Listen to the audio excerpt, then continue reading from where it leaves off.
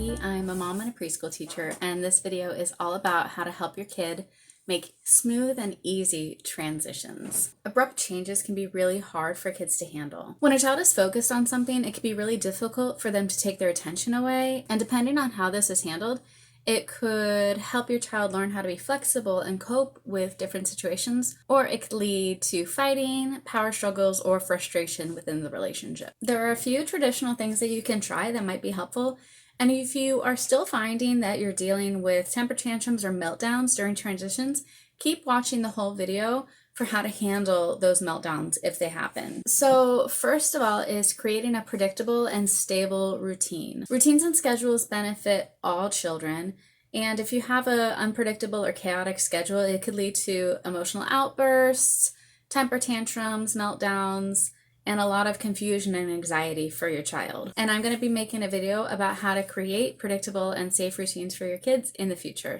Sometimes giving your child a warning when a transition is going to happen is enough. You could say something like, in 1 minute, we are going to be done and we're going to go home.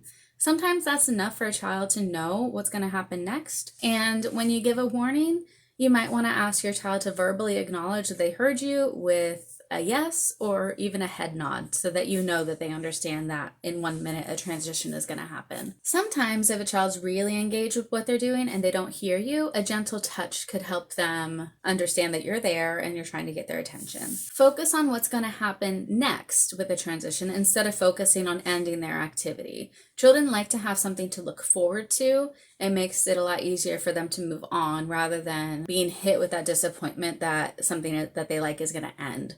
So, for example, if it's time to leave the playground and go home, leaving the playground is really hard, and your child might feel sad about leaving the playground. But if they have something to look forward to at home, it can help them move past that sadness and look forward to something that they're going to enjoy. And this is not used as a bribe and it's not used as a reward. It's just used as an anchoring point so that they know what's going to happen next. So you could say something like, we're leaving the playground in 1 minute. When we go home, you could play with Play-Doh or you could color. Visual timers are also really effective with children, and I have a whole other video that I'm going to be posting soon about how to use different visual timers and how to use them effectively and which types of timers work best for which types of situations. And in addition to visual timers, visual schedules are also really helpful if your child needs a little bit of extra support. So a visual schedule is essentially pictures of your child doing each activity throughout the day, and you put it on a poster board and you put that somewhere accessible so your child can refer to it throughout the day so that they know what's going to happen next. Children are visual learners, and if they see themselves succeeding at a task, then it puts that image of them in their heads, and they're more likely to choose to cooperate when it's time to transition to something else. And I'm going to have a video about that as well. And the last tip is just to use logical consequences with a transition. Punishing a child for not wanting to leave the playground by taking away TV time at home doesn't make sense. Those two are completely separate events for your child, and they're not going to be able to connect what those two things have, like how that relates. So use natural consequences. For example, if your child isn't leaving to go to the playground, a natural consequence could just be that you carry them to the car. If it's cold outside and you're telling them to put a jacket on as you're walking out the door and they refuse, the consequence could just be that they're cold. If you're watching this video, you most likely grew up with some form of punitive punishment. Punitive punishment means timeout, yelling, taking away privileges, grounding, essentially any type of punishment with the intention to make you feel bad in hopes that if you feel bad enough, you'll make a change. If your child is running around and you say, we're leaving in 5 minutes, their time is up, and they keep running around and they're just not coming, what do you do? If you escalate the situation and use these fear-based punishments because you're getting frustrated and maybe you don't know what else to do, maybe you would threaten to take away privileges. Come here now, or you're not getting your tablet on the drive home. Do you plead and bargain? Please come here. I'm getting so hungry and so tired. Please just come. Do you count to 3? Okay, that's 1, that's 2, that's 3. All right, you're in trouble. Do you get angry or intimidating? Come here now. Or if all else fails, do you just give up and give in? Fine, you can keep playing. And if everything failed, did you actually have to physically remove them from the playground? If you choose these techniques, Did it work? How did it leave you feeling? Did you feel like it was helpful? Do you feel like it led to more frustration or more crying or more power struggles? Did you leave the playground feeling frustrated or defeated? Do you look back and regret how you handled the situation? So if you did grow up with punitive punishments, think about, how did you feel when your parent put you in timeout? Do you remember why you were put in timeout, or do you just remember how it felt to be punished? If you don't know why you were put in timeout, it's not reasonable for anybody to expect that you could change your behavior to avoid being put in timeout next time. We don't remember why we were punished. All we remember is the feeling of being punished.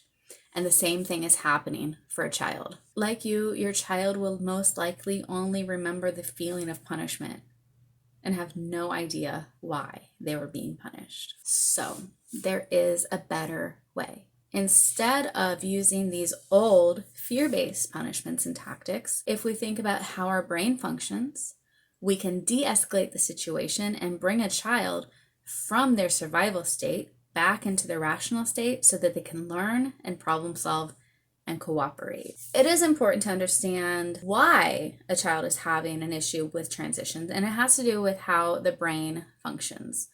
Our brains are made of 3 states: rational, emotional, and survival. And I have videos on my channel about the brain states and about the color spectrum of emotions, and you can watch those videos to get a better understanding of how our brain states work. When a child is having a hard time with transitions, there is a neurological reason why they're having a hard time. When a child's playing, when they're engaged in an activity, they're in their green state. They're in their rational state. They're learning. They're using the higher centers of their brain. They're making connections, and this is where learning happens.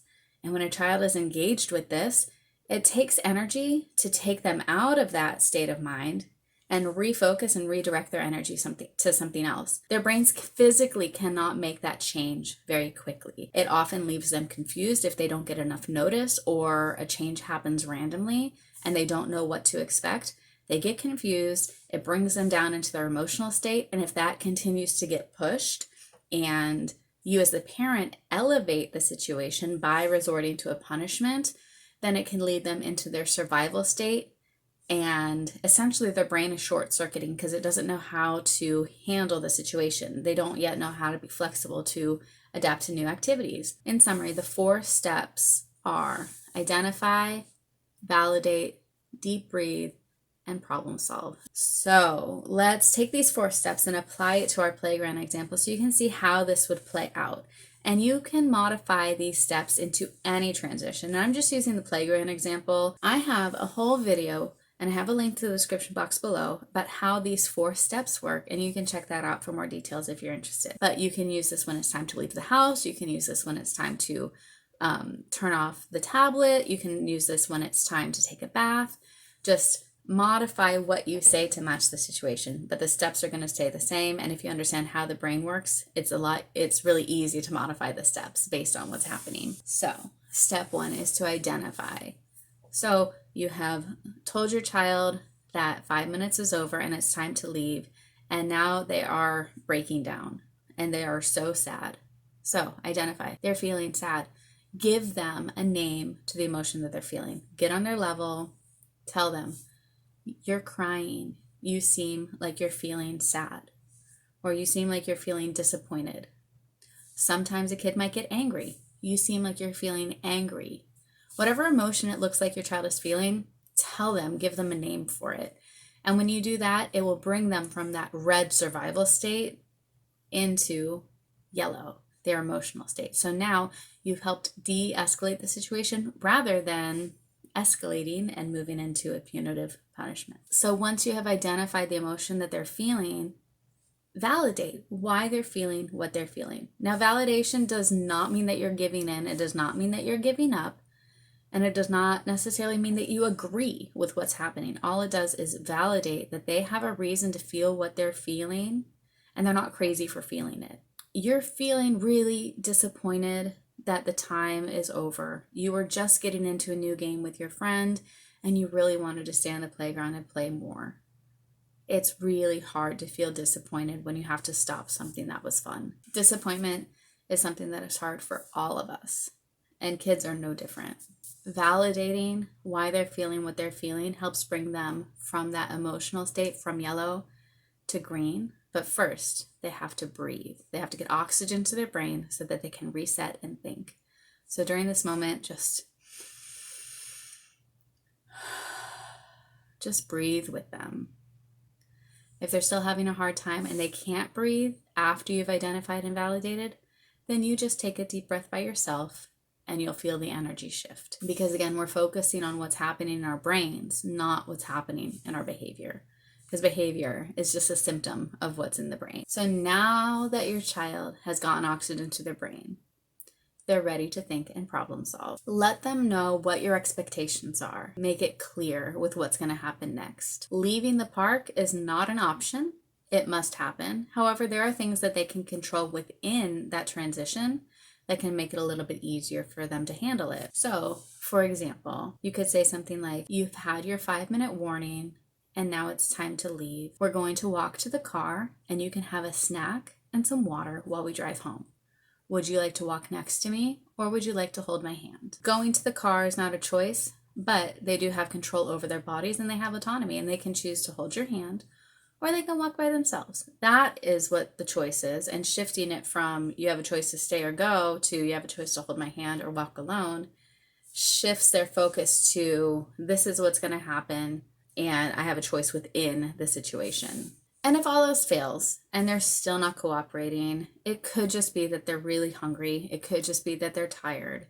Kids have a harder time when they're hungry and tired. And it's important to follow through with logical and natural consequences. It does not make sense to a kid to be punished at home for something that happened at the park. Those are two different timelines in a kid's world. They're probably not even going to remember what happened throughout the day. And punishing a child at home a couple hours after the situation happened makes no sense, and they're not going to be able to realize why they were being punished. So pick a logical consequence. And in this case, the consequence could just be as simple as saying something like, I've given you your 5-minute warning and you are choosing to continue playing. It's time for us to go home, so I'm going to pick you up and carry you to the car now. So now they have lost the choice to walk next to you or hold your hand. Now they're going to be carried. That's a natural consequence. And the point of this is not to punish them. It's not to make them feel bad. The point of this is to get home safely. And if they're not able to be willing to choose to walk themselves, then you're going to keep them safe by carrying them with you. If you need to pick up your child and take them with you somewhere, just let them know what's happening and why, because picking up a child and moving them without their consent or without their knowledge of what's going to happen and why it's happening can leave them with a lot of anxiety, poor boundaries, or rigid boundaries as adults. So just tell them something like, you chose to run away and now I'm choosing to pick you up and carry you to the car. We are going to go home together and I'll get you a snack in the car. I can tell you're starting to feel hungry. And the last thing I want to say is that disappointment is something that we all encounter throughout our lives. It does not do our children any good to double down or give up when encountered with disappointment. Stick to your word. Help them through the disappointment. If you say that there's 1 minute left, then that means there's 1 minute left. When that disappointment comes, and it will probably come, help them through that instead of changing the environment to fit their emotions. It's not going to do them any favors where people just give in every time that they're feeling sad. They have to learn how to be adaptable. They have to learn how to be flexible so that they can function within the world. If you change your mind after giving a boundary, they're going to expect that your boundaries are porous and they're going to expect that your boundaries are not to be respected. And this only leads to more issues the older they get. So instead of giving in and instead of doubling down or diminishing how they're feeling, do these 4 steps, help them through that disappointment. And they might be mad at you initially, but that feeling will go away if they know that they are understood, respected, and loved. I hope that this was helpful. I wish you peace, love, health, and joy.